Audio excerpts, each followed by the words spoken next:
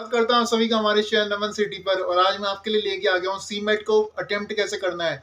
उसकी आपके आपके संग पूरे पूरी स्ट्रेटेजी शेयर करूंगा। लास्ट ईयर मेरे खुद सीमेट में 99.8 परसेंटाइल आए थे, जो कि ऑल इंडिया रैंक 100 बना था। तो मैं ये ऑल इंडिया रैंक 100 जब लाया तो मैंने कैसे पेपर अटेम्प्ट किया था उस दिन, वो सब पूरा आपके संग शेयर करूंगा। उससे पहले बस एक छोटी सी इन्फॉर्मेशन, अगर आप टेलीग्राम ग्रुप में आप मुझसे इंटरेक्ट करना चाहते हो तो आप टेलीग्राम ग्रुप को ज्वाइन कर सकते हो। उसका लिंक आपको नीचे डिस्क्रिप्शन बॉक्स में कमेंट बॉक्स में मिल जाएगा। अब सीधे आते हैं आज की वीडियो पे। इससे पहले मैं आपके संग स्ट्रेटेजी शेयर करूँगा कि पेपर अटेम्प्ट कैसे करना है। आप बस एक बात का ध्यान रखिए कि मैं एक छोटा सा डिस्क्लेमर दूंगा। अगर कोई स्ट्रेटेजी है जो आप जिस तरह से पेपर अटेम्प्ट कर रहे हो, सीमेट के मॉक जिस तरह से अटेम्प्ट कर रहे हो, अगर वो आपके लिए काम कर रहा है, आपको उससे अच्छा रिजल्ट मिल रहा है मॉक्स में, तो फिर मैं कहूँगा आप उसी के संग स्टक करो, फिर आप अपनी स्ट्रेटेजी चेंज मत करो।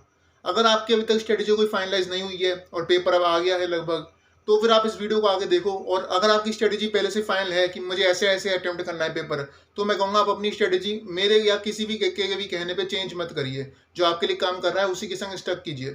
अब आते हैं कि जिनकी अभी तक स्ट्रेटेजी फाइनलाइज नहीं है कि पेपर को अटेम्प्ट कैसे करना है, ताकि हम कम समय में ज़्यादा से ज़्यादा क्वेश्चन कर सकें और इफेक्टिवली टाइम मैनेजमेंट अच्छी तरह से कर सकें। क्योंकि कई स्टूडेंट्स के संग क्या दिक्कत होती है ना, कि उन्हें क्वेश्चन तो आते हैं लेकिन टाइम मैनेजमेंट सही से ना करने की वजह से वो अपनी फुल एफिशिएंसी पे परफॉर्मेंस नहीं दे पाते उस दिन। तो कैसे परफॉर्मेंस अच्छी तरह देना है, वो अब उस पर आते हैं। सबसे पहले अब मैं आगे बढ़ूँ तो मैं आपको ये बताना चाहूँगा कि आपका जीके का सेक्शन है और इनोवेशन एंड एंटरप्रेन्योरशिप का सेक्शन है, वो आपको इस तरह से यूज़ करना है कि जब भी मतलब आपका दिमाग थके, तब आपको इन दो सेक्शन पर जाना है, ताकि क्योंकि इन दो सेक्शन को करने में ज़्यादा दिमाग लगता नहीं है। या तो आपको जीके का क्वेश्चन आता है या तो नहीं आता, या तो आपको IND सेक्शन का क्वेश्चन आता है, इनोवेशन वाले क्वेश्चन आते हैं या नहीं आते। तो इन दो सेक्शन का यूज़ मैंने ऐसे किया था कि जब मुझे लग रहा था, क्योंकि पेपर देखो लंबा है, 3 घंटे का पेपर है, और 3 घंटे आपका ऐसा नहीं होगा कि पूरा दिमाग आपका मैक्सिमम एफिशिएंसी पे काम कर सके, तो बीच में आपका दिमाग थकेगा भी। तो जब मुझे लगता था ना कि मेरा दिमाग अब थक रहा है, तो तब मैं जाता था जीके सेक्शन करने पे और इनोवेशन एंड एंटरप्रेन्योरशिप करने पे। तो अब मैंने पूरा उस दिन कैसे अटेम्प्ट किया था सेक्शन, ये सीमेट का पेपर जब ये लास्ट ईयर हुआ था, अब उसकी बात करते हैं। तो मेरी आपसे एडवाइस ये है कि आप हमेशा पेपर को स्टार्ट कीजिए अपने स्ट्रॉन्गेस्ट सेक्शन से। तो मेरा स्ट्रॉन्गेस्ट सेक्शन था क्वांट, तो मैंने क्वांट से स्टार्ट किया।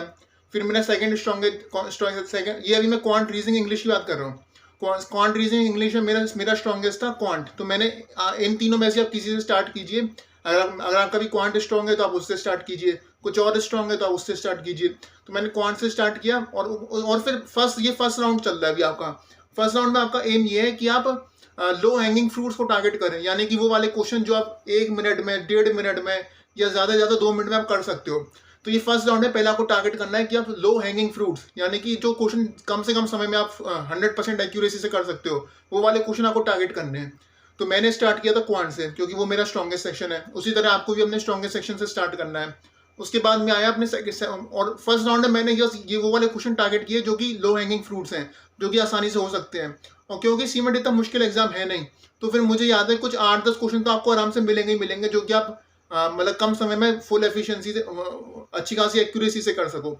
तो वो वाले जब आप कुछ 8-10 जितने भी क्वेश्चन हुए आपसे, 6-8-10 जितने भी आप 1-1.5 मिनट में कर सकते हैं, जो कि लो हैंगिंग फ्रूट्स हैं आपके लिए एग्जाम में, उन्हें करें। उसके बाद आप अपने सेकंड स्ट्रॉन्गेस्ट सेक्शन में मूव करें। मेरे लिए था वो लॉजिकल रीजनिंग। उसमें भी आप लो हैंगिंग फ्रूट्स, यानी कि जो क्वेश्चन आसानी से आप कर सकते हो 1-1.5 मिनट में, वो वाले करने को देखें। उसके बाद आप आए फिर इंग्लिश सेक्शन पे। इंग्लिश सेक्शन में भी आप वो वाले करने को देखें जो कि कम समय में हो सकते हैं। अब आरसी तो देखो बहुत ज़्यादा समय ले लेंगे, तो मैं इसलिए फर्स्ट राउंड में ना अपने आरसी नहीं करता था, वो मैं बात के लिए लगता था। फर्स्ट राउंड में मैं नॉन आरसी क्वेश्चन जो होते हैं, यानी कि नॉन रीडिंग कॉम्प्रिहेंशन क्वेश्चन जो होते हैं, मैं उन्हें टारगेट करता था।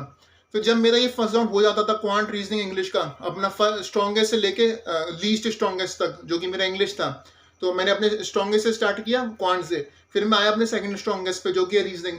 फिर मैं आया अपने इन तीनों में जो सबसे कम स्ट्रॉन्ग है इंग्लिश पे आया। मैंने इन तीनों से लो हैंगिंग फ्रूट्स निकाल लिए, वो वाले क्वेश्चन निकाल लिए जो कि कम से कम समय में हो सकते हैं। उसके बाद अब यहाँ तक आते आते ना मेरा थोड़ा दिमाग थक जाता था। तो इसके बाद मैंने जीके या इनोवेशन और एंटरप्रेन्योरशिप में से कोई एक सेक्शन पिक करो, या तो आप जीके पिक कर लो या इनोवेशन IND वाला सेक्शन पूरा पिक कर लो, और उसके आप सारे के सारे 20 क्वेश्चन जो जो आपको आ रहे हैं मार्क कर दो। अब इसमें आपको कोई बात के लिए नहीं रखना, कोई एक सेक्शन पिक करो जो आपका ये हो जाए, फर्स्ट राउंड आपका हो जाए क्वांट रीजनिंग इंग्लिश के, आपने लो हैंगिंग फ्रूट्स जब कर लिए सॉल्व। उसके बाद आपको जीके और IND में से कोई एक सेक्शन पिक करना है, या तो आप जीके पिक कर लो या IND पिक कर लो। और उसके जो भी 20 के 20 क्वेश्चन है वो पूरे जो जो आ रहे हैं उनमें से वो टिक करते जाओ, जो नहीं आ रहे वो छोड़ते चले जाओ, ठीक है। तो आपका जीके, मान लो आपने जीके करा तो आपका भी आईएनडी बात के लिए बच गया है, तो अभी आपका जीके भी हो गया पूरा, और जीके अब मैं जो आपको आए आपने टिक कर दिए 20 में से, जो नहीं आए वो छोड़ दिए, ठीक है। तो अब इसके बाद क्या करना है, अब आपको फिर से वापस आना है अपने स्ट्रॉन्गेस्ट सेक्शन पे, क्वांट रीजनिंग इंग्लिश में जो आपका स्ट्रॉन्गेस्ट सेक्शन है। तो मैं वापस आया था क्वांट पे, क्योंकि मेरा क्वांट स्ट्रॉन्गेस्ट था। अब जो जो अब आपको जो भी आपके फर्स्ट राउंड के बाद जो जो क्वेश्चन बच गए थे आपके क्वांट में, अब वो आपने करने हैं। और क्योंकि क्वांट आपका स्ट्रॉन्गेस्ट है तो आप ज़्यादा क्वेश्चन कर भी पाओगे उस सेक्शन में। फिर जो आपका सेकंड स्ट्रॉन्गेस्ट है रीजनिंग, उसमें जो क्वेश्चन बच गए थे और जो आपको आ रहे हैं, अब इस सेकंड राउंड में ना देखो टाइम ज़्यादा लगेगा फर्स्ट राउंड के कंपैरिजन में। फर्स्ट राउंड में आप वो वाले क्वेश्चन कर चुके हो जो आपको लग रहा था 1-1.5 मिनट में हो जाएंगे, जो कि लो हैंगिंग फ्रूट्स हैं। सेकंड राउंड में आपको क्वेश्चन करने में थोड़ा टाइम लगेगा, क्योंकि अभी आपके वो वाले लो हैंगिंग फ्रूट्स नहीं बचे हैं। तो फिर आप, लेकिन आपके टाइम काफ़ी है। सीमेट देखो लंबा एग्जाम है, 3 घंटे का एग्जाम है, और 3 घंटे के एग्जाम में भी 2 सेक्शन तो ऐसे हैं जीके और आईएनटी जो कि बहुत जल्दी हो जाते हैं, तो आगे समय की कमी है नहीं। तो फिर सेकंड राउंड में क्या करना है, आपको क्वांट पे आना है, मतलब जो भी आपका स्ट्रॉन्गेस्ट सेक्शन है। मेरे लिए क्वांट था तो मैं क्वांट पे आया था। वहाँ पे जो भी मेरे क्वेश्चन रह गए थे फर्स्ट राउंड के बाद वो मैंने पूरे करे, मतलब जितने आए वो उतने करे। फिर मैं सेकंड स्ट्रॉन्गेस्ट पे गया जो कि था मेरा रीजनिंग। रीजनिंग में जो जो मेरे से रह गए थे वो मैंने करे। फिर मैं इंग्लिश पे आया। अब इंग्लिश में ना मुझे ज़्यादा देर तक अगर मैं रीड करता हूँ ना, मेरा दिमाग थक जाता है। तो मैंने इंग्लिश में क्या किया था ना कि मेरे नॉन आरसी क्वेश्चन तो हो चुके थे फर्स्ट राउंड में।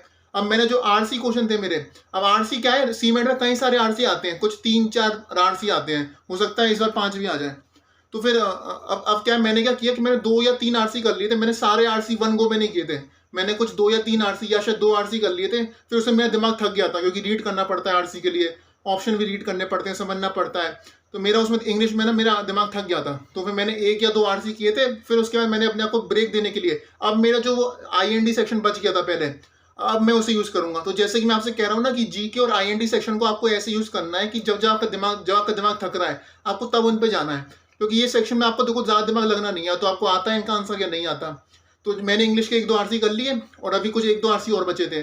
तो अब जब 1-2 आरसी मैंने कर लिए, तब अब मैं गया अपने बचे हुए सेक्शन पे, जो कि जीके और आईएनडी में से जो एक सेक्शन मैंने पहले छोड़ दिया था, अब मैं उस पर गया।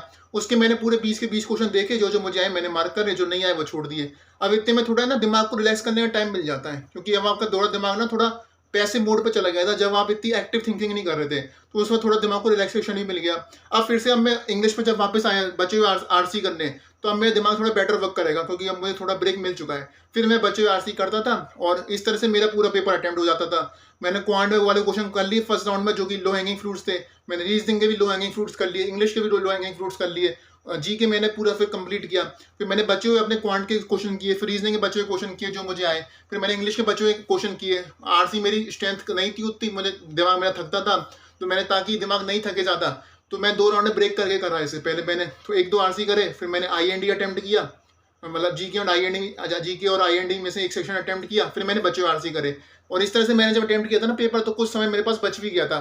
और उस समय को आप यूज़ कर सकते हो, कोई क्वेश्चन आपको दोबारा से सॉल्व करके चेक करना हो, वो वहाँ पे आप इसे यूज़ कर सकते हो। तो बस यही था, इस तरह से मैंने पेपर अटेम्प्ट किया था, और 99.8% मेरे आए थे। ऑल इंडिया रैंक 100 बनी थी। मैंने सेम इस तरह से अटेम्प्ट किया था। फाइनल टिप मेरी आपको यही है कि स्टक मत हो जाइएगा, don't get stuck at any point. चाहे आपका टॉपिक कोई फेवरेट हो, उसमें से क्वेश्चन आया हुआ हो, आपने ईगो पे मत लीजिएगा कि यार ये वाला क्वेश्चन मुझसे कैसे नहीं हो रहा, मैंने इतनी बार इस तरह के क्वेश्चन सॉल्व किए हैं। इस तरह से अपने ईगो पे मत लीजिएगा। कभी भी स्टक नहीं होना है पेपर में, चाहे आपने टॉपिक कोई भी कितनी अच्छी तरह प्रैक्टिस किया हो, अगर पेपर में आपको उसका नहीं आ रहा है तो आगे बढ़ जाइएगा। अपना ईगो पे मत लीजिएगा उस क्वेश्चन को, आगे बढ़ जाइएगा। मेरी बस आपसे यही फाइनल टिप है, और बस यही है। इस वीडियो में मैंने पूरी कोशिश की कि आप कम से कम समय में आपके संग वो पूरी स्ट्रेटेजी शेयर करूं जो कि आपके काम आएगी। बाकी वो वीडियोस हेल्प मेरी हो तो इसे लाइक कर दीजिएगा, चैनल को सब्सक्राइब कर दीजिएगा। टेलीग्राम ग्रुप का लिंक आपको नीचे डिस्क्रिप्शन बॉक्स में कमेंट बॉक्स में मिल जाएगा। बाकी all the best, thank you.